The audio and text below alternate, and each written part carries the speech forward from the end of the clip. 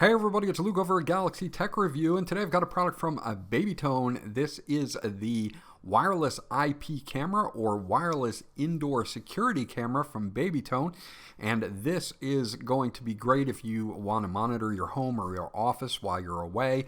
It has motion detection. It supports both 2.4 gigahertz and 5 gigahertz networks. We're going to dig into it now, and I'll be right back.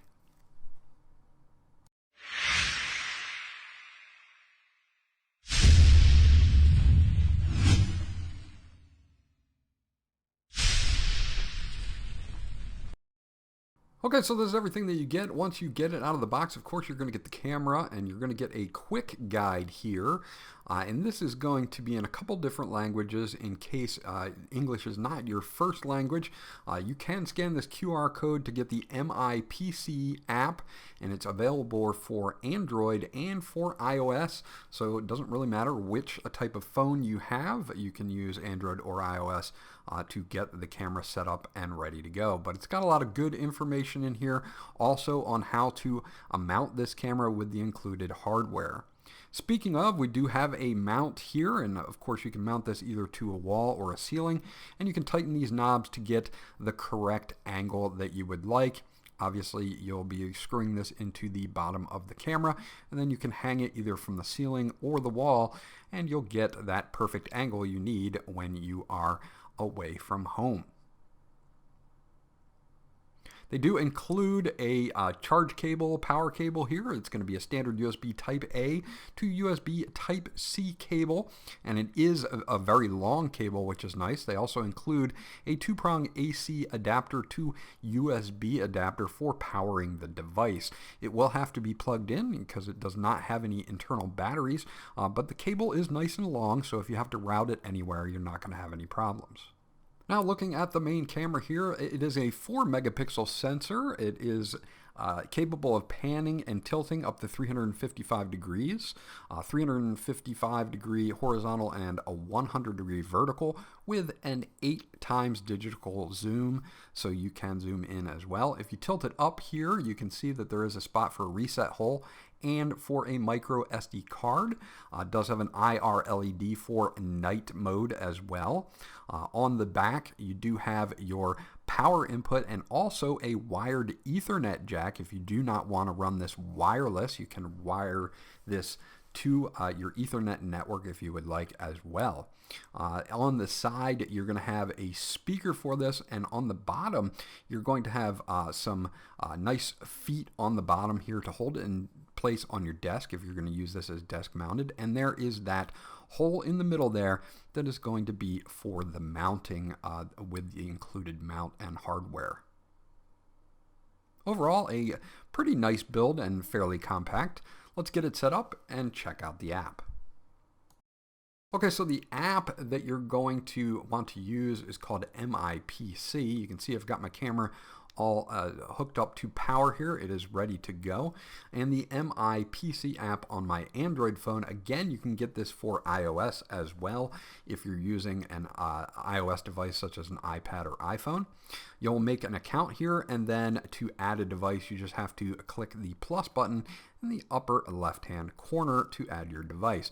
So that's what we're going to do here. We're going to add our device. Now, it's got a bunch of different devices because this app supports a bunch of different devices like smart switches and smart plugs, but what we're looking for is a PTZ camera, or pan, tilt, and zoom camera.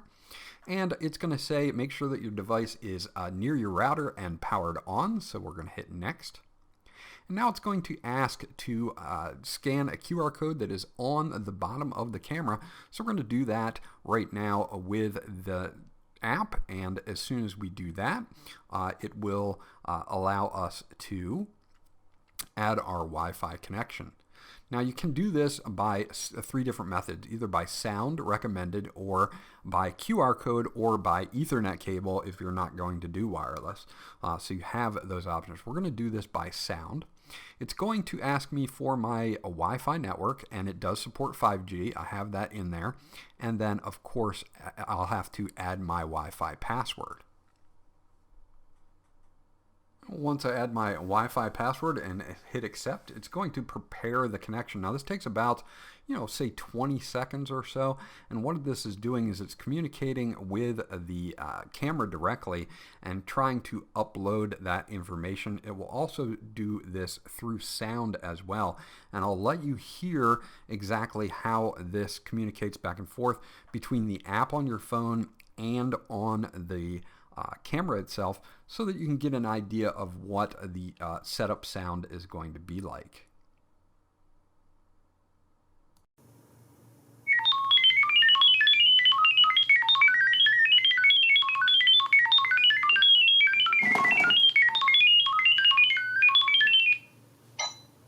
Connecting to Wi-Fi. Connecting to the server. Configure successfully. Okay, so that was how it communicates back and forth. Once you're set up and configured successfully, it'll ask you to name your camera. It gives you some examples: living room, kitchen, bedroom, front door, back door, that type of thing. And then you can click finish and your camera is now all set up. Okay, using Dr. Strange here as my subject, you can see that I can swipe left or right on the screen, and I can pan, tilt, and of course pinch to zoom. You do have an 8x optical zoom on here if you need to get closer to your subject. Looking at some of the buttons on here, the first thing that sticks out is that you have cloud storage at the bottom and SD. So if you have a micro SD card installed, you can put that in and not use cloud storage, but they do give you a free 30-day trial to cloud storage if you do want to use it. Also, here we can mute the speaker, and that will mute the sound coming from the camera to my device. And then we can adjust auto day or night mode, because this does have night mode as well.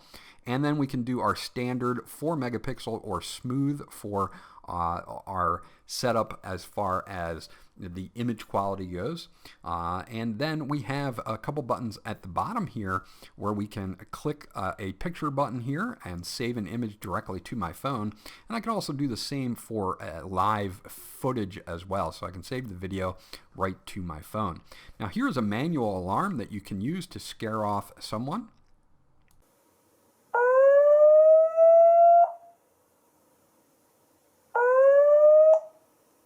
So you do have that option as well. Also, you can long press on the microphone button to speak from your device to the camera. So you do have full two-way communication.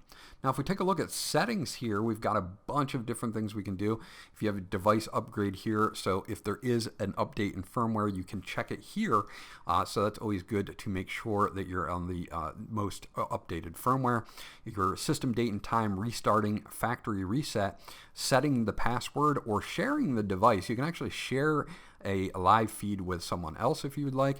Your notification settings are by default turned off, but motion and sound detection, alarm frequency, your mobile notifications on or off. Active tracking is a nice one to have because the camera will try to track a subject, and alarm as well if you want to use that. And then of course motion detection and sound detection as well. Get into that in just a few moments. So let's take a look at our motion detection here. Make sure that that is turned on, and you can see the camera try to move a little bit there to reacquire that subject, which happens to be Dr. Strange. So we can have our motion detection. We're going to make sure that that's on. Make sure that our sound detection is on as well. So that way if it hears somebody talking or noises like dogs barking, it's also going to give you an alert as well. So this is really helpful if you're going to use this maybe as a baby monitor and the baby starts crying, or maybe a pet monitor and that type of thing as well. Now you also have all of your Wi-Fi settings in here. You can flip the screen, you can adjust the sound, and you can integrate this with Amazon Alexa if you have Amazon Alexa enabled devices. So this works out pretty well. If you need to track a subject, you can see that it's trying to track this. I'm not moving it too much, but it does a good job at auto tracking your subject as well. The last thing we want to talk about is night vision, or a night mode. You can see here that when I turn out all the lights, it takes a few seconds for it to kick over, but once it does kick over, that IR LED does a really good job at illuminating the subject here. No problems whatsoever with night mode, so you're going to be able to see things at night and not have to leave anything on as far as lighting goes to utilize this camera at nighttime, which is a good thing as well. So overall, night mode works really well. You can see that I'm getting some alerts at the top of my phone, letting me know that I'm getting sound detection and human detection, so it is working properly. So there you go. That is my review of the BabyTone wireless IP indoor security camera. This one is a interesting one because it's got a ton of different features. It's got that auto tracking feature. It's got night mode. It supports 2.4 gigahertz and 5 gigahertz network for a faster connection. You can really monitor your house or your office while you're away, maybe your pets or an elderly monitor or a baby monitor. This would work out in all of those situations. So if you're looking for an indoor security camera with a bunch of different settings to it and features, then you might want to put this one on your short list. This was Luke from Galaxy Tech Review. I hope you enjoyed my review, and I'll check you guys out on the next one.